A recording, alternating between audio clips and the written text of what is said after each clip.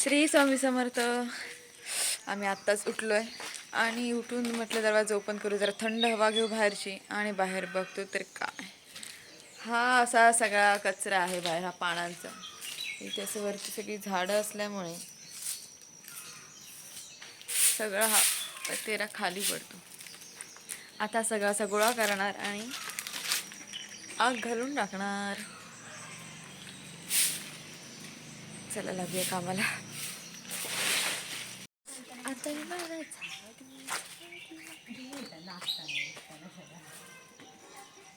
2 मिनिटात कसं सगळं साफ करतो बघा.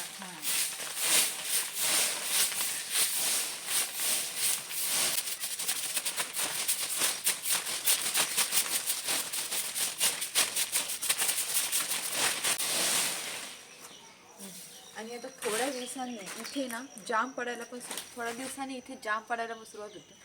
तो एक कचरा होईल, तो वेगळाच. आणि सीझन सुरू नाही झालं, जरा जरा पुढे झाली. आग लावलेली आहे, पण आग जर अजून काही पेटते लागली, पहिल्याच वेळी लागली आहे. काय काय पानं ओले आहेत ना.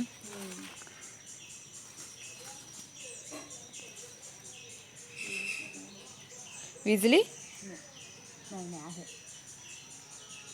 पेड घेते. हे कागद टाक नाही तर.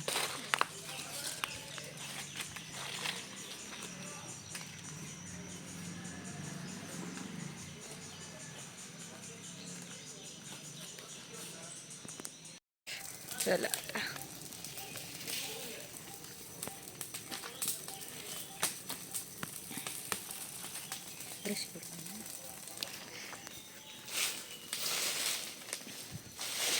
जराशी अशी शेकोटी घेणार आम्ही. आणि आता आम्ही जाणार आवरायला. मस्त असं क्लीन झालंय, पण हे क्लीन फक्त 1 दिवसासाठीच आहे. उद्या बघाल तर परत ह्या सगळ्या झाडांची एका दिवसाची स्वच्छता. सगळ्या पानां खाली.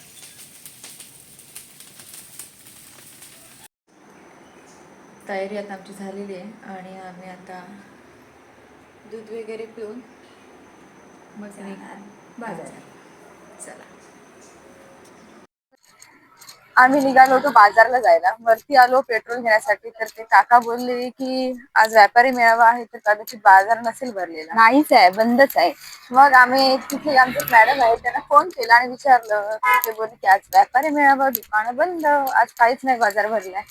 मग म्हटलं आता एवढं आलोच आहोत इकडे, तयारी वगैरे करून. तर इकडे जवळची 1-2-3 मंदिर आहेत, मग त्या मंदिरात आपण जाऊन येऊ पाया पडून. एवढी तयारी केली आहे तर खूपच नको ना जायला. तुम्हाला पण दाखवतो मंदिर.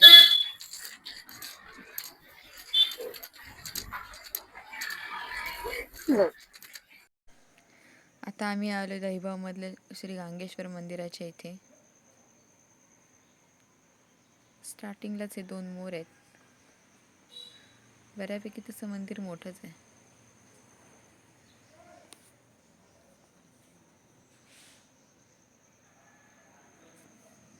या मंदिरात अधूनमधून बरेच कार्यक्रम होत असतात. तेव्हा महाप्रसादही असतो. नवरात्रीचे 9 दिवस या मंदिरात कार्यक्रम असतात.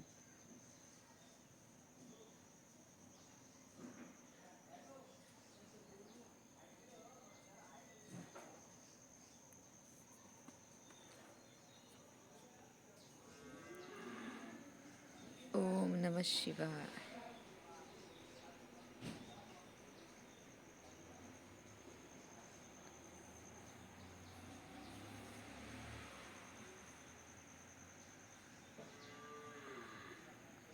ट्रॉफ्या बघ किती आहेत त्यांच्या. सगळ्या कबड्डीच्या वगैरे आहेत, कुठच्या कबड्डी क्रिकेट वगैरे असं आहेत वाटतं. क्रिकेटचे जास्त असतील वाटतं. हो, किती मोठ्या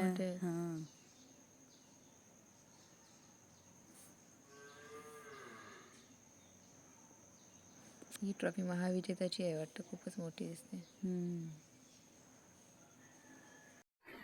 आता आम्ही तिथून निघालो आणि आता इथे अजून एक दुसरं मंदिर आहे, म्हटलं तिथे पण आज जाऊन येऊ जरा. बघू आता. तर आम्ही आता आलोय श्री महादेवेश्वर मंदिर. ही बा चप्पल इथेच काढायचं की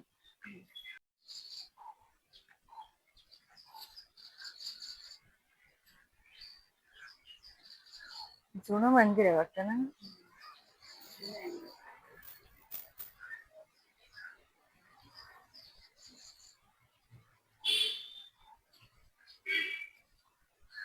फुलांचे डेकोरेशन बघ.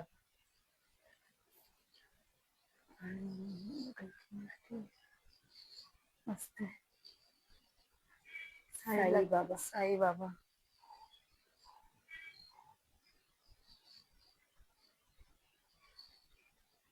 तिथे जुन्या मूर्त्या त्यांनी लावून ठेवल्या.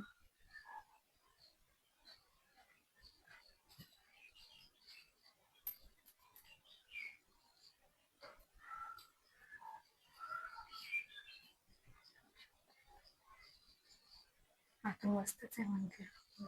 एवढी शांतता आहे ना.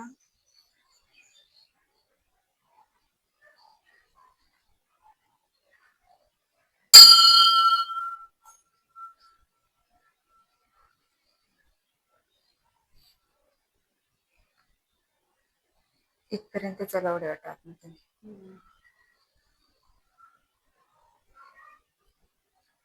हे डेकोरेशन पण किती छान केलंय. हल्लीच काहीतरी प्रोग्राम होता वाटतं मंदिराचा.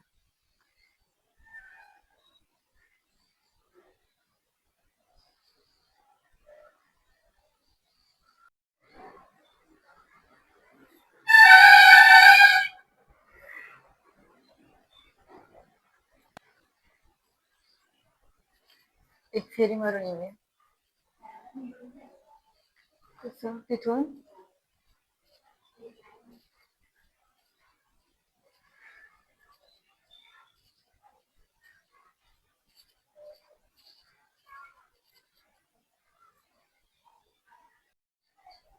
मंदिराच्या साईडलाच अशी घर वगैरे एकदम जवळच. आणि शाळा पण आहे. हा ही तिकडे दिसते ती शाळा आहे अंगणवाडीची. बाहेरून बघूया कसं आहे मंदिर.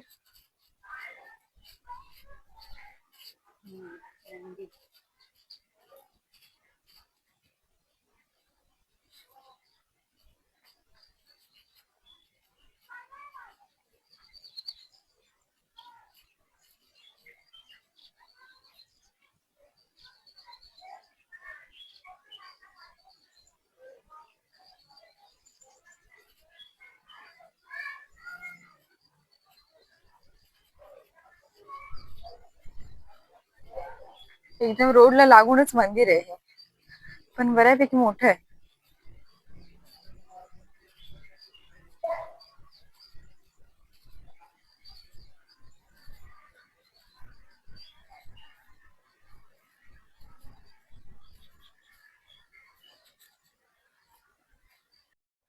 ह्या मंदिराचे हे पुजारी आहेत, तर त्यात आम्हाला सांगतायत मंदिराबद्दल.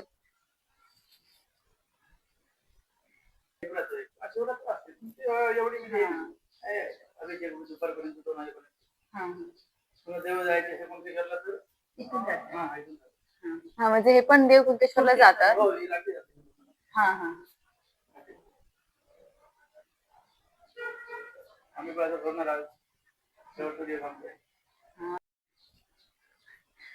तर आज त्यांचा शेवटचा दिवस आहे. गेली 14 वर्ष त्यांनी या मंदिराची सेवा केली आहे आणि आज त्यांचा शेवटचा दिवस आहे. आणि जाता जाता आम्ही पण यांना भेटून जातो.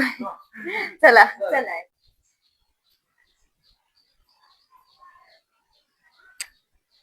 ते सांगत होते की या मंदिराचं जे समोरचं काम आहे ते समोरचं काम त्यांचं बाकी आहे. कोरोनाच्या आधी त्यांनी मंदिराचं आतलं जे काम होतं ते करून घेतलं आणि नंतर त्यांचं राहिलंय हे काम करायचं, पण ते आता लवकर करून घेतलं. थोड्या दिवसांनी इथलं पण काम करून घेतील, कारण लाकडांना वाळवी वगैरे लागते. तर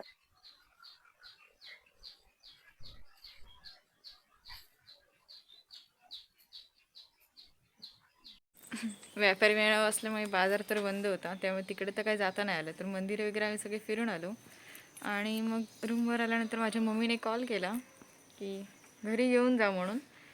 आता आम्ही दोघं जाते देवगडला. जाता जाता जे दिसेल ते तुम्हाला दाखवू. चला. जाता जाता हा मठ लागतो, तर म्हटलं जाताना आता मठातून पाया पडूनच जाऊया. त्या दिवशी पण आम्ही आलेलो, पण तेव्हा खूपच संध्याकाळ झालेली. त्यामुळे आज आम्ही तुम्हाला बाहेरचं पण व्ह्यू दाखवू. त्या दिवशी रात्र झाल्यामुळे आम्ही तुम्हाला दाखवू नाही शकलो. किती छान व्ह्यू दिसतोय मठाच्या अगदी साईडने, बॅक साईडने हा व्ह्यू दिसतोय. हे आहे मिठमुंबरीचं बीच.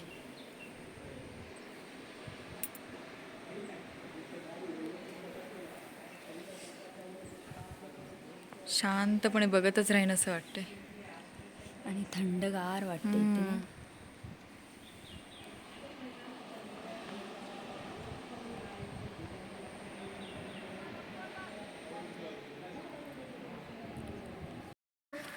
मठातून पाय पडून आलो आणि आम्हाला लागली आहे भूक.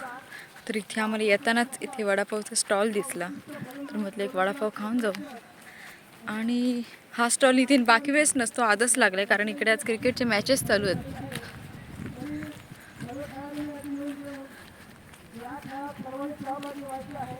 अगदी रोडपर्यंत त्यांचं ग्राउंड आलेलं आहे. हो, वडापाव तरी भेटतो का काय माहिती. वडापाव खात खात बघतो जरा इकडे मॅच 2 मिनिट. वडापाव खाईपर्यंतच मग आम्ही निघणार. घरी जाताना ना या बीचवर असे खूप सारे पक्षी असे एकदमच उडत होते, तर म्हटलं जाऊन बघूया. कारण हे पक्षी असे आपले नेहमीकडचे नव्हते वाटत, तर ते स्थलांतरित पक्षी येतात ना तसे वाटत होते. म्हणून आम्ही गाडी एका साईडला पार्क केली आणि मग बीचवर गेलो.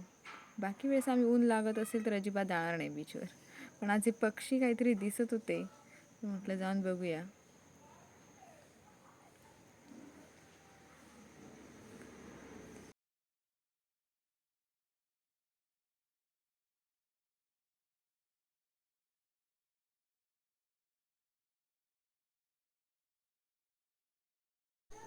आम्ही त्यांना बघायला पुढे पुढे पळत होतो, तर ते आम्हालाच बघून उडून जात होते.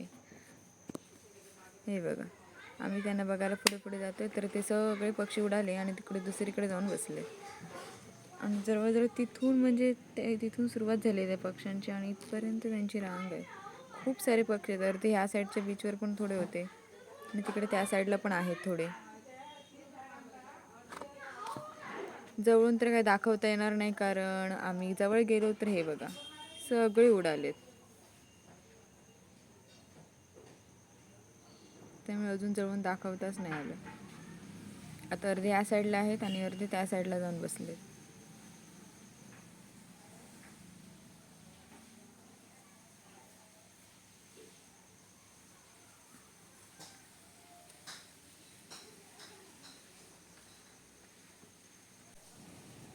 आणि ही बघा, हिला तर तुम्ही ओळखतच असाल. तर अशा रीतीने ह्यांना तर आम्हाला काय जवळून पाहता नाही आलं. इथून बाय करून आम्ही निघालो घरी जायला. तर आता आम्ही आलोय रोशनीच्या घरी. आता बघूया रोशनीच्या मम्मीने काय बनवलंय जेवण स्पेशल.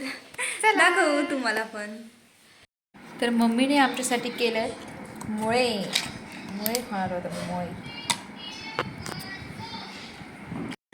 झोपून वगैरे आता आम्ही उठलो आणि आता आम्ही चाललोय आमच्या रूमवर. चला, घरी जाता जाता म्हटलं जरा आपल्या गाडीला पण जरा चार्ज करूया. पेट्रोल भरला आणि आम्ही निघालो घरी जायला. आता आलो आम्ही रूमवर, फ्रेश वगैरे झालो आणि आता येताना आम्ही आणले ते मुळे. तर बघू आज आपण आता जेवणाला ते बनवणार आहोत मुळे. तर आता आमचे मुळे बनून झालेले आहेत आणि आता मस्त असं आम्ही जेवून घेणार. शेंगा, बटाटा. रोशनीच्या मम्मीने आम्हाला दिलेल्या शेंगा घरून येताना त्या आम्ही त्यात टाकलंय. आता आम्ही जेवणार मस्त ताव मारणार. श्री स्वामी समर्थ. आजचा दिवस आम्ही इथेच थांबवतोय. भेटूया उद्याच्या ब्लॉगमध्ये. व्हिडिओ आवडला असेल तर लाईक, शेअर आणि सबस्क्राईब नक्की करा. बाय.